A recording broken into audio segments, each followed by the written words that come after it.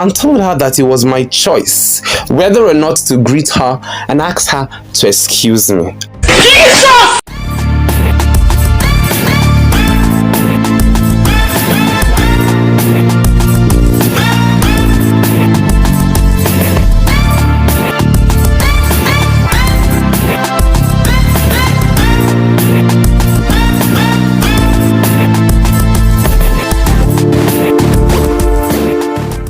Hey darlings, welcome to the concluding series on Marriage is Not an Achievement by King-Jedidiah. To all my returning subscribers, a million hugs for coming back, and to my visitors, welcome to our family, and please subscribe to get more content.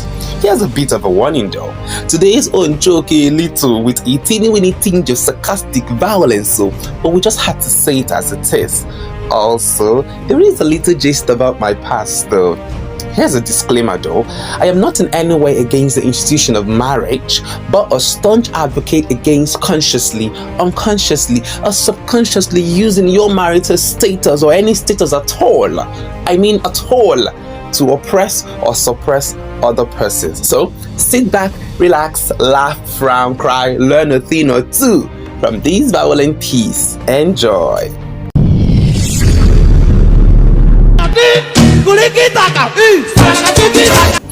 I remember when we were in secondary school then, at one of our tutorials, there was this girl that felt she was intelligent or so.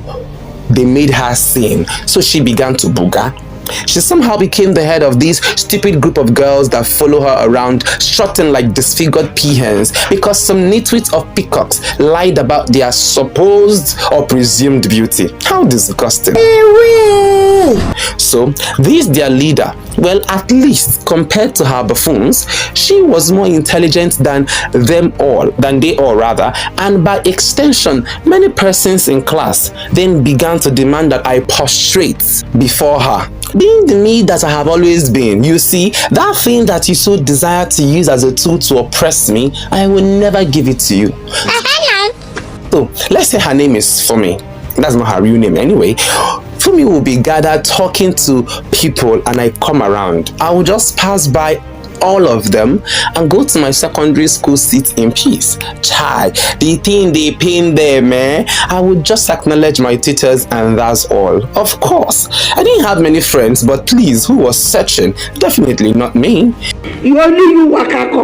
Hated was an understatement. These children were repulsed by the sight of me because I wouldn't stoop to their level to crack dirty jokes, wander away during tutorials, or branch somewhere else instead of going home after class. They just kept wondering why I kept to myself and wouldn't share in their sinister mockeries of people. Why should I act like I was so different from all of them? It pissed them off, but they had no idea what to do about it. See, getting to a new environment and keeping to myself has been a thing with me since time immemorial. So apologies to all those who felt threatened or who feel threatened by it. It helps me maintain my respect and sanity. How? That's a story for another day. But back to my story. But how these people would walk up to me and treat my messy attitude, they had no single idea. Another thing was that the tutors were somewhat fond of this Fumi girl, and so they cut her some slack, which entered her head, and she felt everyone should be bowing to her. So, that fateful day, they had all gathered and as usual waiting for class to commence, and I started walking in. As I passed them all, she stepped in front of me and asked me why I didn't say hello to them. Of course, she should have just said to her. I just looked her up and down. At this time, she was quite bigger and taller than myself while I was in secondary school, and told her that it was my choice whether or not to greet her and ask her to excuse me. Jesus! Oh, speechless. After some split seconds, she shifted and I went to my favorite seat in front of the class to sit. Whether or not we mended our fences back then before leaving school, I can't remember. In fact, I've looked her up all over social media to see what became of her, but I can't find her. What's the point of my pointless story, you may ask? Jesus! You or no one else has the right to oppress your fellow humans, especially the singles, because you got married before them. You don't have the right to constitute a bunch of stupid persons with your variation of complex issues to bully and threaten others so that they see no good in themselves because they are unmarried. Continue. You that is married, waiting you don't achieve. Have you gone and returned from heaven or shake hands with Buhari because of your marital status? Your marriage is for your pocket and your family and nothing else. Jesus! You are a mother for yourself. Don't make it look like or demand respect from married folks irrespective of their ages because you did all those first.